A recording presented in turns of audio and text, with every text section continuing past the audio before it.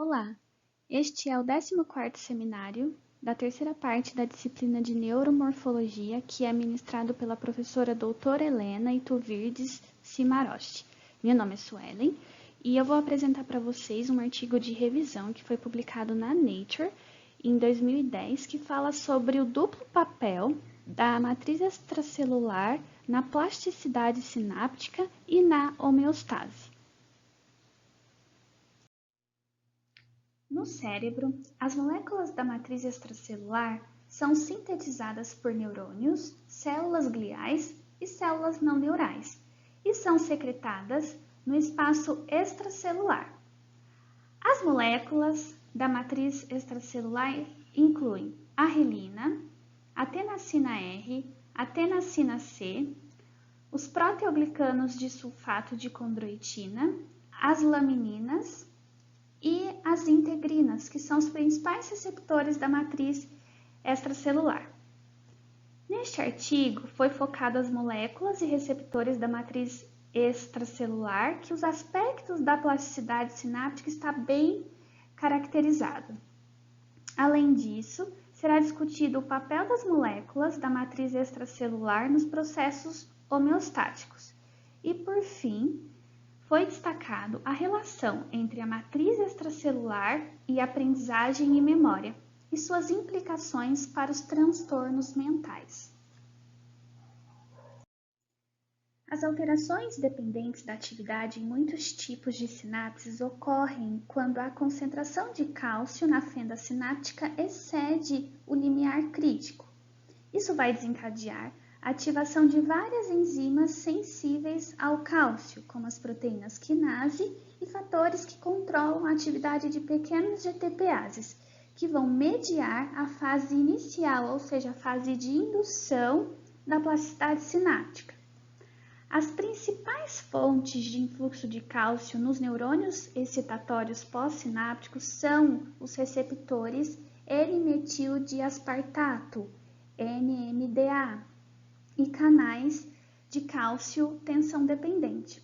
Então, as atividades dessas moléculas e, portanto, a homeostase de cálcio e a plasticidade sináptica são influenciadas por várias moléculas da matriz extracelular, e isso será discutido na sequência.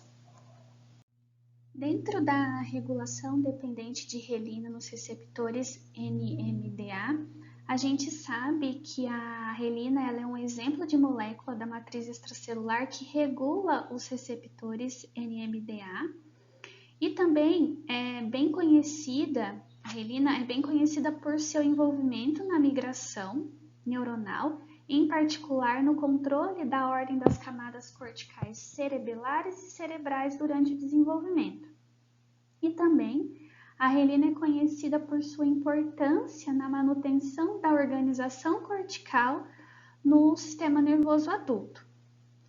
A ligação relina aos receptores de lipoproteína de baixa densidade, VL-DLR, conforme a gente pode ver na imagem, e aos receptores de lipoproteína E do tipo 2, conforme podemos ver também na imagem, resulta na ativação da proteína adaptadora citoplasmática desativada, o DAB1, que interage com NPXY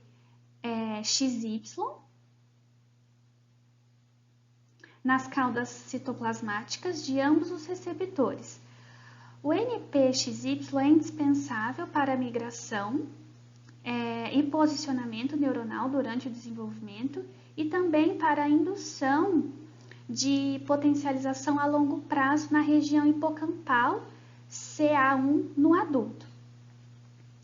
Já o agrupamento de DAB1 por meio do agrupamento de receptores de relina ativam as tirosina quinases na família SFK e isso promove a fosforilização do DAB1 e de suas subunidades nos receptores NMDA, resultando na potencialização do fluxo de cálcio mediado pelo receptor NMDA. Além disso, o DAB1 fosforilado aumenta a expressão de receptores AMPA na superfície e a ativação desses receptores AMPA leva a um potencial pós-sináptico excitatório. Dessa forma, estudos mostram que mudanças na sinalização de relina podem estar envolvidos com a esquizofrenia, visto que essa doença está intimamente relacionado à hipermetilação do promotor relina e a níveis mais baixos da expressão de relina. Existe também uma forte associação entre as variantes de relina e traços neuropsicológicos que estão relacionados à memória de trabalho verbal e visual e ao planejamento, flexibilidade cognitiva, fluência verbal, capacidade de resolver problemas complexos em pacientes com esquizofrenia. De acordo com essas descobertas, os camundongos haploinsuficientes de relina mostram numerosas anormalidades na transmissão sináptica excitatória e na plasticidade. Em contrapartida, a superexpressão de relina em camundongos transgênicos foi capaz de aumentar o número de contatos pré-sinápticos no hipocampo, que levou a uma hipertrofia das espinhas dendríticas.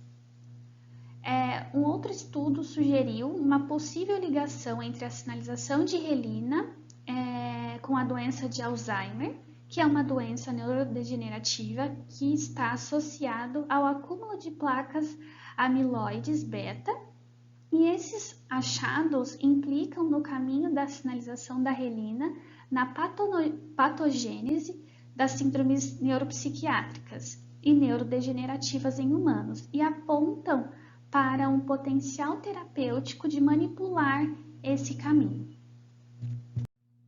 Com relação à regulação de receptores NMDA dependente da integrina, o artigo mostra que um dos principais receptores das moléculas da matriz extracelular são as integrinas, que são proteínas de membrana integrais, então elas são proteínas de adesão da membrana, compostas por uma cadeia alfa e uma cadeia beta. Da mesma forma que a relina, ligantes das integrinas podem apoiar a indução da potencialização a longo prazo por meio da modulação de receptores NMDA. A ativação de receptores de integrina levam a uma fosforilação de algumas proteínas, como a fibronectina e a tirosina quinase, por exemplo, e o aumento no nível de fosforilação dessas proteínas causa um aumento na amplitude e na duração das correntes sinápticas. O artigo ainda traz que é importante verificar este mecanismo em camundongos deficientes de integrinas para afirmar que o nível de fosforilização da tirosina nos receptores NMDA, assim como a magnitude das correntes mediadas por esse receptor, e que a potencialização a longo prazo deficiente em camundongos pode ser restabelecidos por meio da potencialização farmacológica dos receptores de NMDA. Agora será abordado sobre a regulação dos canais de cálcio. Então, além dos receptores NMDA, os canais de cálcio dependentes de voltagem do tipo L, então aqui na imagem é representada através da sigla LVDCC, eles também contribuem para o aumento da concentração de cálcio na fenda pós-sináptica e, portanto, promovem a indução de algumas fontes de potencialização a longo prazo. A importância das moléculas da matriz extracelular para a amplificação da atividade destes canais de cálcio em neurônios foi originalmente encontrada usando camundongos com deficiência de uma molécula, a molécula tenascina C, que é uma glicoproteína expressa durante o desenvolvimento do sistema nervoso central. Camundongos com deficiência de tenascina C mostraram prejuízo em várias formas na plasticidade sináptica, que são conhecidas por envolver, então, esses canais de cálcio. Dados recentes mostram que a atividade dos canais de cálcio LVDCC e a potencialização a longo prazo podem ser regulados pelo ácido hialurônico, que desempenha um papel muito importante e é sintetizado nas células neurais por uma classe de proteínas integrais de membrana. E ele serve como um suporte para a montagem da matriz extracelular. Embora a evidência de uma interação física entre esses canais de cálcio, a tenacina C e o ácido hialurônico sejam fracas, ainda assim é possível afirmar que essas moléculas da matriz extracelular sejam constituintes de um complexo funcional na plasticidade sináptica. Um estudo mostrou que o déficit na plasticidade sináptica após a indução por hialuronidase foi resgatado através da reintrodução do ácido hialurônico ou pela potencialização farmacológica desses canais de cálcio dependentes de voltagem.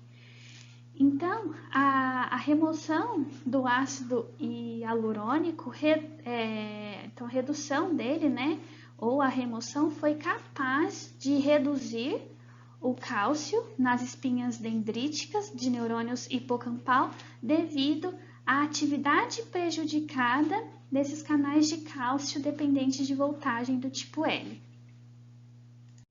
Após termos visto sobre a consolidação da plasticidade sináptica, veremos a partir de agora sobre a indução dessa plasticidade através das integrinas e polimerização de actina. Então, a fase de consolidação da plasticidade sináptica, ela segue a fase de indução, quando a ativação de enzimas dependentes de cálcio é suficientemente forte para promover mudanças no citoesqueleto de actina. Sabe-se que a consolidação sináptica depende da actina devido à sua sensibilidade característica à estimulação de 5 Hz e à adenosina, que pode bloquear a polimerização das actinas. Foi proposto que a regulação mediada pelas integrinas na polimerização de actina e na estabilização dos filamentos de actina recém-formados desempenha um papel crucial na consolidação de potencialização a longo prazo. Os anticorpos bloqueadores da função das integrinas beta-1 eles suprimem a formação dos filamentos de actina nas espinhas dendríticas e levam à estabilização da potencialização a longo prazo. E conforme a gente pode ver nesse esquema dessa imagem, a polimerização de actina durante a consolidação da potencialização a longo prazo é controlada pela via de sinalização da proteína sinase associada à ROA, que ativa a ROC, que vão atuar na regulação da forma e do movimento dos filamentos de actina. Enquanto a sinalização via substrato de toxina botulínica, RAC1, relacionados a RAC1, tem o papel de estabilizar os filamentos de actina recém-formados, conforme a gente consegue visualizar aqui na imagem. Durante o desenvolvimento, a sinalização das integrinas alfa-5 regula a morfogênese da coluna vertebral e a formação de sinapse por um mecanismo que depende da família SFK. Então, as integrinas alfa e beta-1 estimulam a fosforilação de tirosina mediada pela família SFK. Dessa forma, a sinalização das integrinas por meio dessa família vai regular a localização e a atividade de IGFs e GAPs para coordenar a estabilização do citoesqueleto de actina, com a protusão da membrana e, portanto, o aumento da superfície de membrana. O próximo tópico a ser abordado pelo artigo é a matriz extracelular e a homeostase. Então, além da plasticidade sináptica, que pode ser induzida rapidamente em respostas a estímulos sensoriais, as formas homeostáticas de plasticidade operam em uma escala de tempo mais lenta e ajudam a preservar as células neurais, a prevenir a hipo ou a hiperexcitação patológica dos neurônios, que pode levar à disfunção neural e morte celular. Por exemplo, a regulação homeostática da força sináptica, denominada escalonamento sináptico, que permite que os neurônios mantenham sua taxa de disparo dentro de um determinado intervalo. Então, todas as sinapses excitatórias, elas são igualmente dimensionadas devido ao aumento da densidade do receptor AMPA na fenda pós-sináptica. E o mecanismo subjacente ao dimensionamento sináptico envolve o fator de necrose tumoral, derivado da glia, o TNF, que aumenta a expressão de integrinas beta 3 na superfície celular da fenda pós-sináptica. Então, os estudos sugerem que a regulação das integrinas beta 3 em resposta ao bloqueio do disparo neuronal inibe a endocitose, mediada pelo RAP1, nos receptores AMPA, e assim eleva a expressão sináptica dos receptores AMPA. As demais integrinas que desencadeiam a plasticidade homeostática ainda são desconhecidas. No entanto, a matriz extracelular ela é uma estrutura razoavelmente estável que é adequada para atuar como modulador a longo prazo da atividade sináptica. E os ligantes da matriz extracelular, então as integrinas, principalmente as tenacinas, já são conhecidas por participar de funções sinápticas, Então, tais como as moléculas da matriz extracelular, elas são boas candidatas para ajustar a longo prazo a força sináptica através da sinalização, principalmente das integrinas beta 3. Em relação à metaplasticidade, o artigo traz que não apenas a força das sinapses, mas também sua predisposição para sofrer mudanças plásticas depende de mudanças anteriores na força sináptica.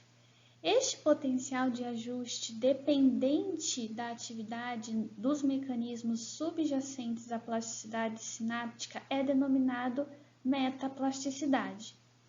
É comumente manifestado como um aumento homeostático ou uma diminuição da estimulação limiar necessária para a indução de potencialização a longo prazo, quando a atividade excitatória basal é elevada ou reduzida, respectivamente.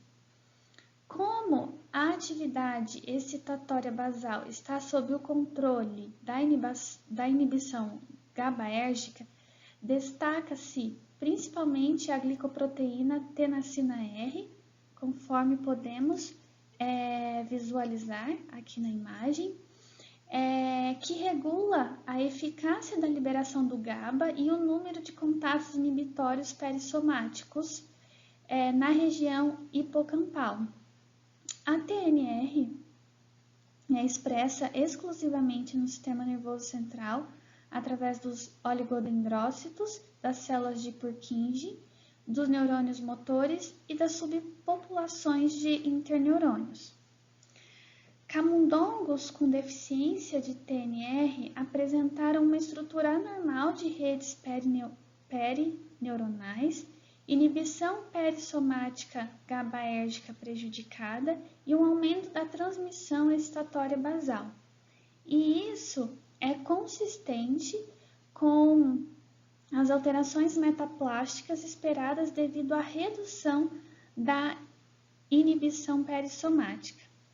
Essa ligação entre a redução da inibição perissomática e a plasticidade sináptica prejudicada pode ser de relevância clínica, pois estas são duas marcas importantes da esquizofrenia. Ainda em relação à homeostase da matriz extracelular, existe um período crítico do desenvolvimento pós-natal que é caracterizado por uma sensibilidade aumentada aos padrões particulares de estímulos ambientais. Então, experiências nesse momento de período crítico induzem a codificação e estabilização de microcircuitos funcionais no cérebro. Dessa forma, se o organismo não recebe estímulos adequados durante esse período, pode ser difícil ou até impossível devolver as funções apropriadas nas fases posteriores. Então, uma vez formados, esses microcircuitos funcionais devem ser estabilizados para manter o desempenho e suportar as funções vitais. Acredita-se que a matriz extracelular ela seja rica em sulfato de condroitina, que serve como uma barreira inibitória que restringe a plasticidade estrutural no córtex visual maduro. Isso é ilustrado pelo paradigma da privação monocular, que prejudica as respostas corticais visuais ao olho privado e afeta a morfologia axonal e a densidade da coluna vertebral dendrítica durante um período pós-natal. Um estudo mostrou que através da condroitinase, representado aqui na imagem através da sigla em inglês, CHABC, que é uma enzima bacteriana que degrada o sulfato de condroitina no córtex visual no final desse período crítico. Então, além disso, a introdução dessa enzima no córtex visual de ratos adultos permitiu a recuperação estrutural, então, através da inibição do sulfato de condroitina. A recuperação estrutural e funcional da função monocular, sugerindo uma estratégia terapêutica potencial para tratar pacientes com acuidade visual reduzida. Assim como outros inibidores de crescimento, o sulfato de condroitina é sinalizado através do receptor do fator de crescimento epidérmico, conforme podemos identificá-lo aqui na imagem, GFR, também através do ROA e do seu efetor, o ROC. O tratamento com a condroitinase pode levar à inibição desta via de sinalização e, assim, promover a plasticidade estrutural. Por outro lado, o tratamento com a condroitinase aumenta a expressão da forma ativa fosforilada de ERK1, uma sinase que é envolvida na plasticidade sináptica excitatória. Além disso, o tratamento agudo com a CHABC eleva a excitabilidade intrínseca dos interneurônios perissomáticos no hipocampo e dados recentes indicam a importância de um equilíbrio de inibição e excitação no estabelecimento da janela de tempo para este período crítico. O próximo tópico é sobre a regulação das funções das moléculas da matriz extracelular. A natureza transitória de muitas funções da matriz extracelular sugere um papel fundamental para a regulação dos componentes individuais da matriz, seja pelo controle de sua expressão ou por modificações pós-translacionais.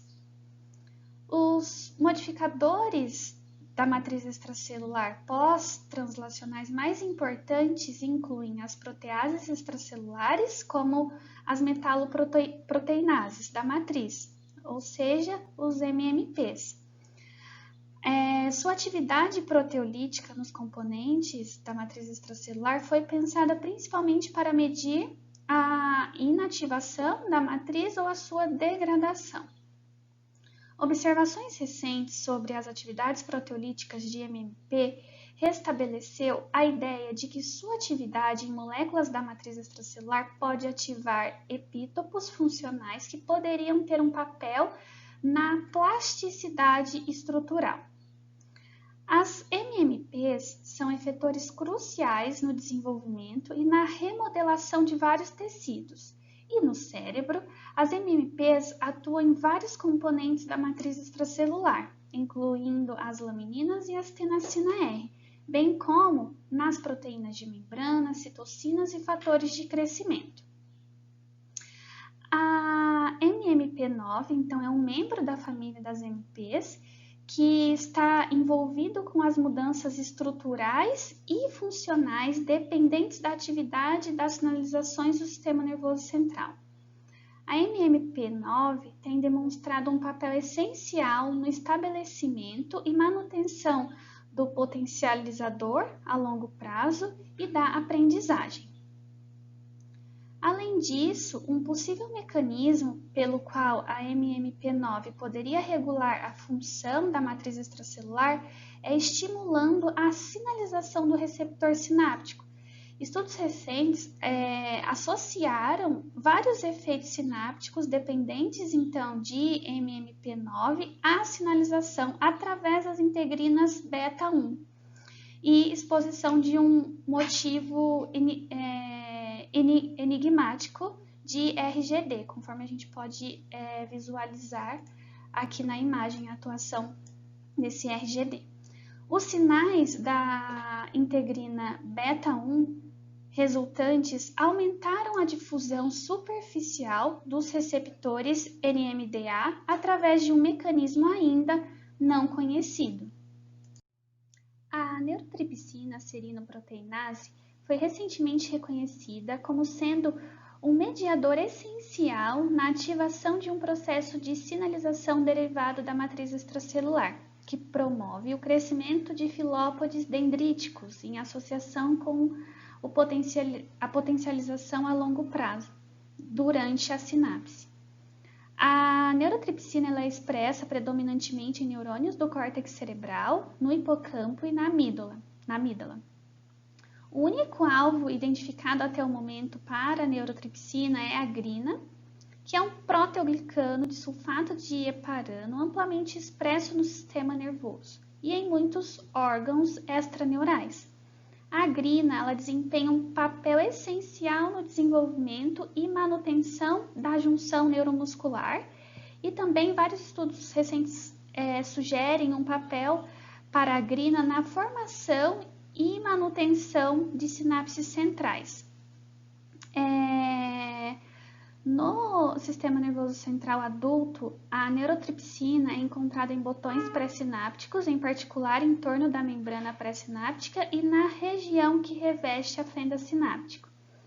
Estudos com a neurotripsina, marcado com fluorescência em neurônios do hipocampo em cultura, demonstraram que a atividade neural regula o recrutamento e a exocitose de neurotripsina nas sinapses. Recentemente, a exocitose dependente da atividade da neurotripsina dos terminais pré-sinápticos e a clivagem da grina foram consideradas cruciais para a formação de filopódios dendríticos no contexto da plasticidade dependente do receptor NMDA, que se acredita promover a plasticidade estrutural dependente da experiência através da formação de novas sinapses. Em camundongos com deficiência de neurotripsina, não houve geração dependente da atividade de filopódios dendríticos. Conforme podemos visualizar na imagem, a formação dos filopódios ela foi completamente restaurada pela administração exógena da grina.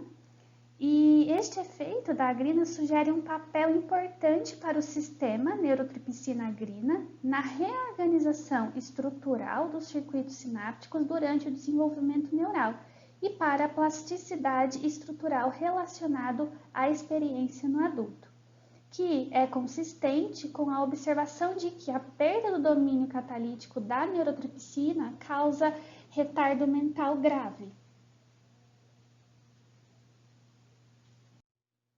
Através desta revisão, os autores puderam concluir que durante o desenvolvimento e no adulto, a matriz extracelular fornece múltiplas pistas que promovem a plasticidade sináptica por um lado e mantém a homeostase dos circuitos neurais por outro. Que a ablação transgênica ou a degradação enzimática das moléculas da matriz extracelular reduzem predominantemente a potencialização a longo prazo, o aprendizado e a memória, mas podem restabelecer formas de desenvolvimento de plasticidade. No cérebro saudável, o equilíbrio entre sinais de promoção da plasticidade e inibidores da plasticidade pode ser modificado localmente pela secreção dependente da atividade e pela atividade proteolítica das moléculas da matriz extracelular.